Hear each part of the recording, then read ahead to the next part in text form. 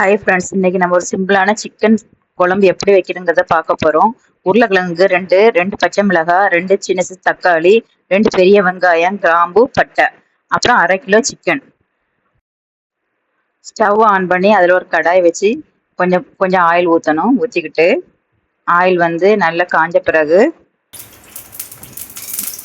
கிராம்பு, பட்டை 3 கிராம்பு, 2 துண்டு பட்டை அதை வந்து போட்டு நல்லா பொரியணும். பொரிஞ்ச பிறகு வெங்காயம் 2 பெரிய சைஸ் வெங்காயம் வெட்டி வச்சுருக்கோம்ல, அதையும் போடணும். போட்டுட்டு வெங்காயம் போட்டு நல்லா வதக்கணும். நல்லா வதக்கிக்கிட்டு அடி பிடிக்காம நல்லா வதக்கணும்.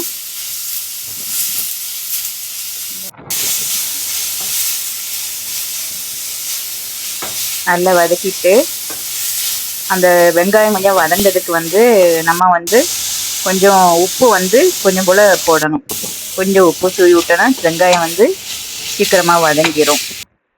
எப்போவுமே வெங்காயம் வதங்கும் போது கொஞ்சம் உப்பு போட்டால் நல்லது. அப்புறம் 1 ஸ்பூன் இஞ்சி பூண்டு விழுது அதையும் போட்டு நல்லா வதக்கணும்.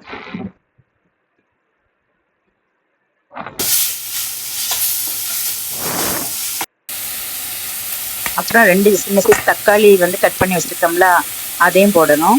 அப்புறம் 2 பச்சை மிளகு அதையும் போட்டு நல்லா வதக்கிட்டு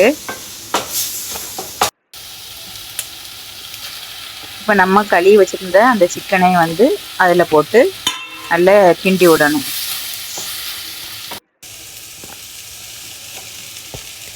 அப்புறம் வந்து வெட்டி வச்சுருக்க 2 உருளைக்கிழங்கு அதையும் போட்டு அந்த சிக்கனோட போட்டு கிண்டணும்.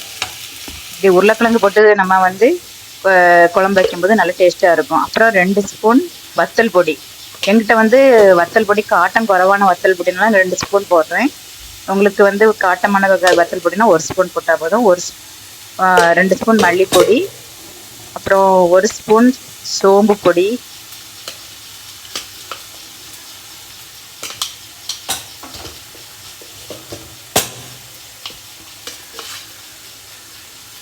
அரை ஸ்பூன் மஞ்சள் பொடி. எல்லா பொடிகளும் போட்டு வதக்கணும். நல்லா வந்து அடிபத்தாமல் நல்லா கிண்டி விடணும்.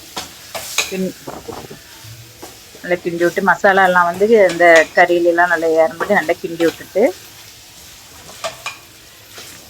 அடியோடி சேர்த்து கிண்டி விடணும்.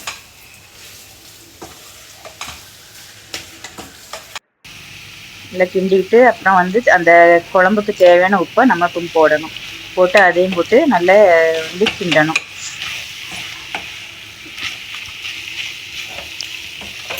கிண்டிக்கிட்டு 1 கப்பு தண்ணி, குழம்புக்கு தேவையான 1 கப்பு தண்ணி, இன்னும் 1.5 கப்பு தண்ணி ஊற்றிக்கிடலாம். கொஞ்சம் கட்டியாக வைக்கிறதா இருந்ததுன்னா 1 கப்பு தண்ணி போதுமாட்டு இருக்கும்.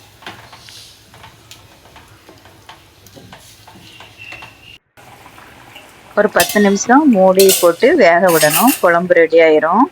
இந்த குழம்பு வந்து எல்லா சாதத்துக்கு, தோசைக்கு, இட்லிக்கு எல்லாத்துக்கும் நல்லாயிருக்கும். இந்த ரெசிபி பிடிச்சிருந்தா சப்ஸ்கிரைப் பண்ணுங்கள், கமெண்ட் பண்ணுங்கள், லைக் பண்ணுங்கள்.